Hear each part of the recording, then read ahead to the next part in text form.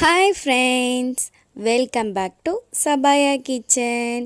இன்றைக்கி நம்ம கிச்சனில் பன்னீர் சமோசா எப்படி செய்கிறதுன்னு பார்க்கலாம். அதுக்கு முன்னாடி நம்ம சேனலை புதுசாக பார்க்குறீங்கன்னா சப்ஸ்கிரைப் பண்ணி பெல் பட்டனை கிளிக் பண்ணி ஆல் கொடுங்க. நான் போடுற புது புது வீடியோ உங்களுக்கு உடனே வரும். முதல்ல மாவு ரெடி பண்ணிக்கலாம். நான் 1.5 கப் அளவுக்கு கோதுமை மாவு எடுத்திருக்கேன். அதில் கொஞ்சமாக சால்ட்டு சேர்த்து ஆயில் சேர்த்துருக்கேன். 3 டீஸ்பூன் அளவுக்கு ஆயில் சேர்த்துருக்கேன். இதை நல்லா சாஃப்டாக பிசைஞ்சிக்கோங்க. ரவை கொஞ்சம் சேர்த்துக்கோங்க. ஒரு 2 டீஸ்பூன் அளவுக்கு ரவை சேர்க்குறனால நமக்கு நல்லா கிறிஸ்பியான சமோசா கிடைக்கும்.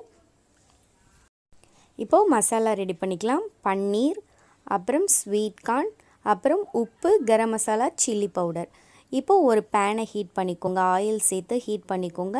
அதில் பன்னீரையும் ஸ்வீட் கார்னையும் சேர்த்து இதை கொஞ்சம் நல்லா ஃப்ரை பண்ணி எடுத்துக்கோங்க. பன்னீரை குட்டியாக கட் பண்ணிக்கோங்க.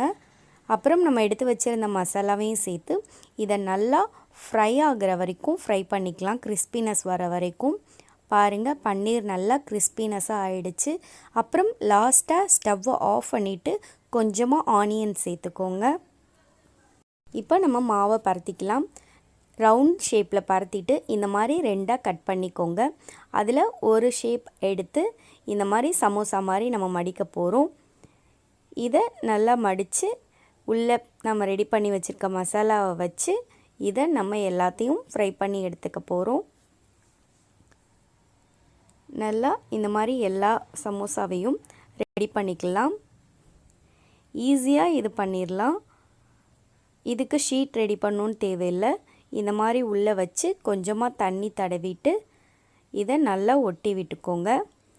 அப்போ தான் உங்களுக்கு பிரியாமல் வரும் ஆயிலில் சேர்க்கும்போது. பாருங்கள், சூப்பராக சமோசா ரெடி பண்ணியாச்சு.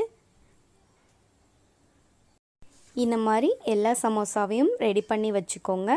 வச்சுட்டு இப்போ நம்ம ஃப்ரை பண்ணி எடுத்துடலாம்.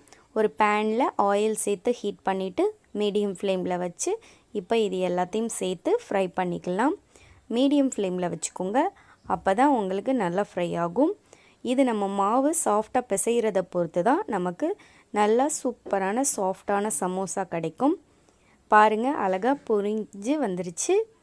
சூப்பரான பன்னீர் சமோசா ரெடி ஆகிருச்சு. இந்த வீடியோ பிடிச்சிருந்துச்சின்னா லைக் பண்ணுங்கள், ஷேர் பண்ணுங்கள்.